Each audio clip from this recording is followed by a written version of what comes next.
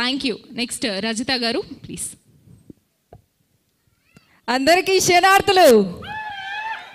First of all మా అమ్మకి and నా భర్తకి థ్యాంక్ యూ సో మచ్ నన్ను యాక్టింగ్ ఫీల్డ్కి పంపించినందుకు.